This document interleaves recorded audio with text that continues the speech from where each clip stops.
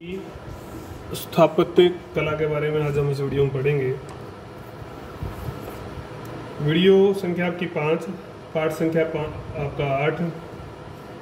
स्थापत्य कला के बारे में देखो, मुगलों ने बहुत भव्य भवन बनाए थे, उनका अमूल्य योगदान जो स्थापत्य कला में था। स्थापत्य वास्तुकला एक ही बात है,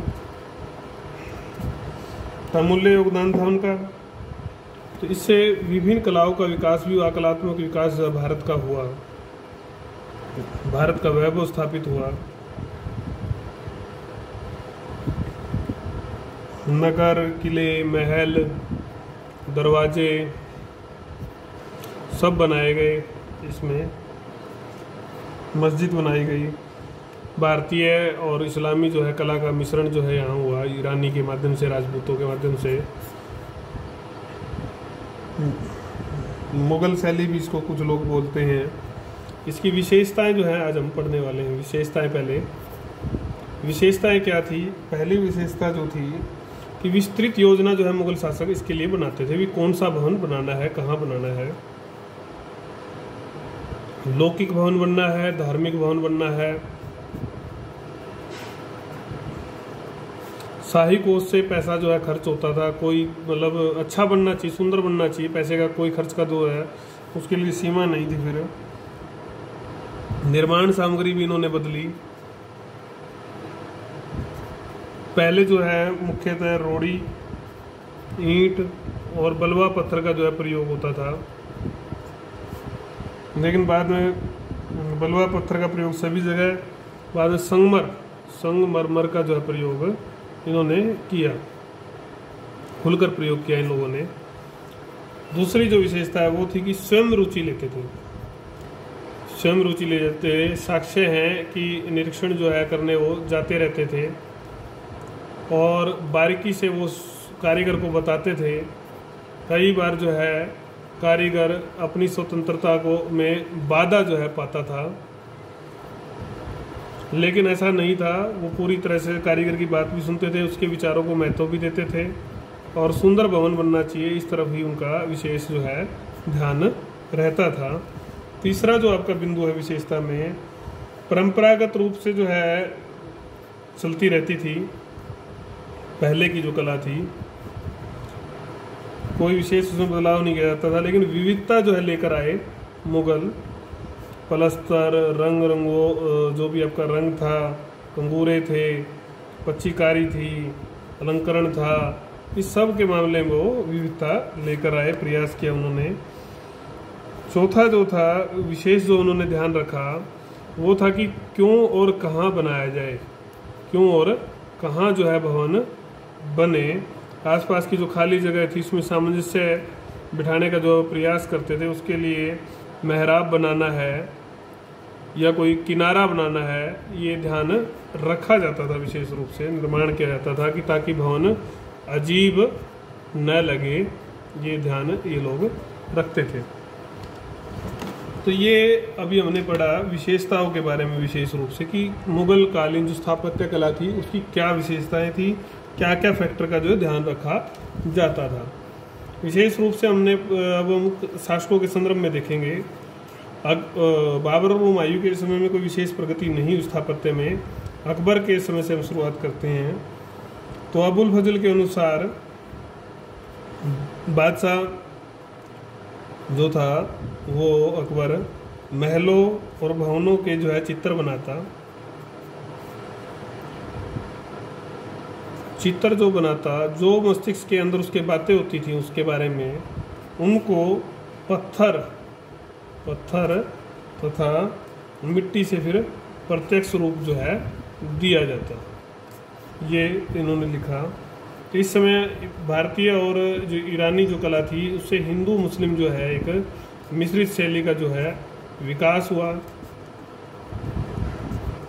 पहली जो इमारत बनी इस काल की, जो विशेष इमारत थी, वो थी आपकी हुमायूं की जो विधवा थी हाजी बेगम, विधवा हाजी बेगम द्वारा जो है हुमायूं का जो है मकबरा बनवाया गया। हुमायूं का मकबरा सुंदरता में, कला में इसको विशेष माना जाता है। इसमें ईरानी और हिंदू कला का सुंदर समन्वय जो है देखने को मिलता है। उसके शासनकाल में और आगरा में, फतेहपुर में, दिल्ली में, आपके लाहौर, इलाहाबाद, अटक आदि स्थानों पर गगनचुंबी जो है भवन बनवाए गए। अकबर ने, आपको पता है कि आगरे का किला बनवाया।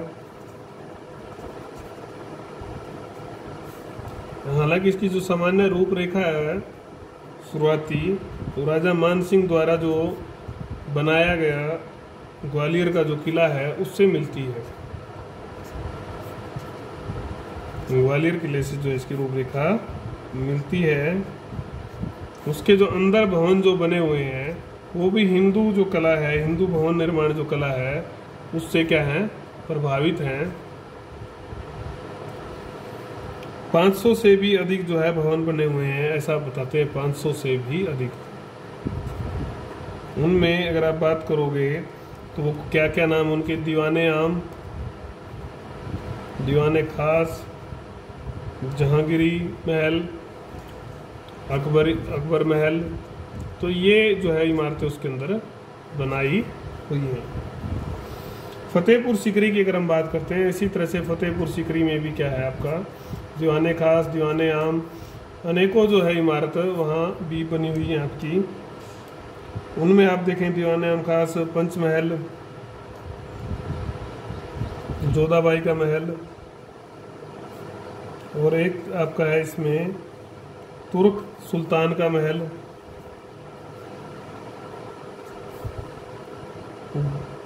जामा मस्जिद, मरियम महल, शेख सलीम चिश्ती का मकबरा, बुलंद दरवाजा, कई इमारतें जो है बनाई गई थी इनके द्वारा। इनमें अगर हम बात करते हैं, जो तुर्की के सुल्तान का जो महल है उसको पर्सी ब्राउन ने जो है विशेष स्थापत्य कला का जो है मोती जो है उसको कहा है। कुल मिलाकर जो है बेजोड़ नमूने जो है इस समय कला के स्थापत्य के जो है बने अकबर के काल में। तो ये हमने अकबर को पढ़ा। उसके बाद फिर विशेष रूप से जो काल आता है वो आता है जहांगीर का। जहांगीर के काल में क्या क्या चीज़ें जो है बनी। सिकंदरा में 2 अंक में भी जो है क्वेश्चन आ सकता है। सिकंदरा में अकबर का मकबरा बनाया था, और आगरा में वेरी वेरी इंपॉर्टेंट एतमाद उल्ला का मकबरा। तो ये जो मकबरे बनाए गए, जो सिकंदरा में अकबरा बना, इसकी जो प्रारंभिक जो योजना है स्वयं अकबर ने बनाई थी।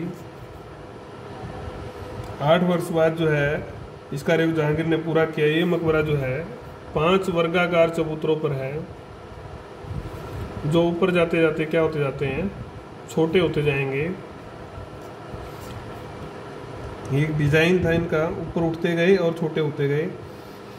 अगर हम बात करते हैं कि इतिहासकार की एल श्रीवास्तव क्या कहते हैं इस बारे में, सिकंदर का जो मकबरा था वो न तो मुस्लिम इमारत है, उसमें न तो मुस्लिम इमारत है, न शुद्ध हिंदू, न बुद्ध। मतलब उसमें क्या है, सुंदर समन्वय है सभी स्थापत्य कलाओं का, सुंदर समन्वय का जो है वो इमारत एक उदाहरण है। एतमादुल्ला का मकबरा जो है अकबर और शाहजहां कालीन स्थापत्य कालियों के मध्य की एक कड़ी भी है।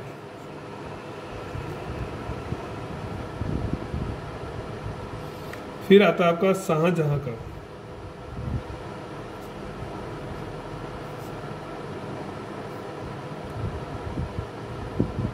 शाहजहां की अगर हम बात करते हैं तो इसको इंजीनियर बादशाह कहा जाता है, क्योंकि इसने काफ़ी भवन बनाए और खूब ये रुचि जो है लेता था, इसलिए इसको इंजीनियर बादशाह कहा जाता है। उसका काल स्थापत्य काल का जो है स्वर्ण युग कहा जाता है, माना गया है। आपको पता ही उसने ताजमहल, लाल किला वगैरह सब बनवाए।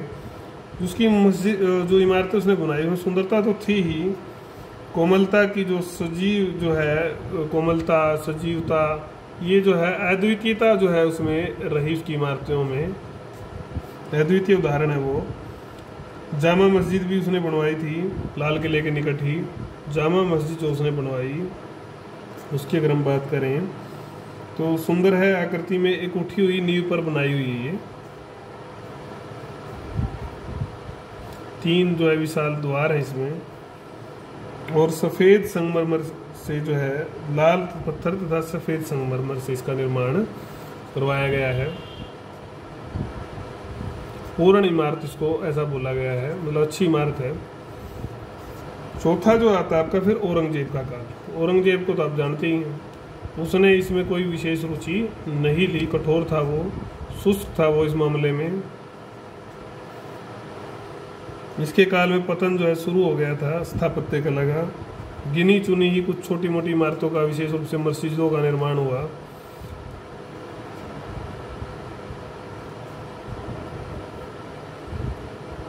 निम्न कोटि की थी वो इनके पूर्वजों की तुलना में।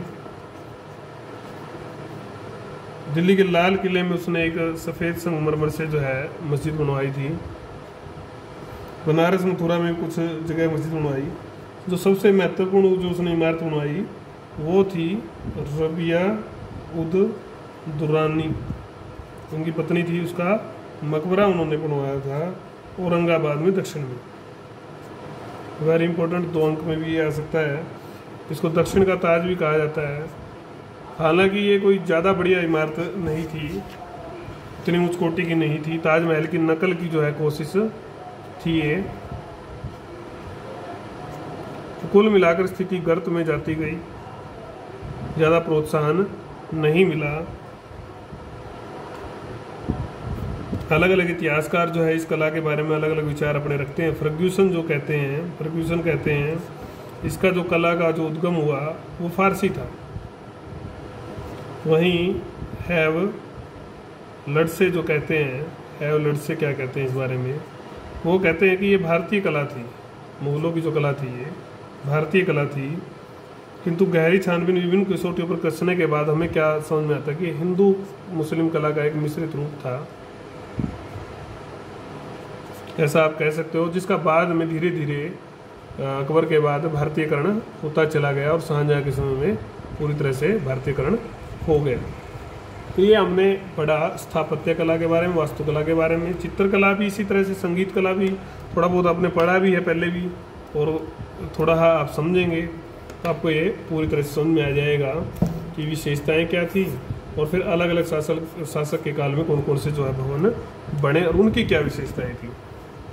तो इस तरह से अपना जो ये पाठ है वो कंप्लीट हो जाता है। इसके बाद आपके पाठ संख्या 9 हम जो पढ़ेंगे, मुगल साम्राज्य का पतन होगा, तो वो हम अगली वीडियो में देखेंगे।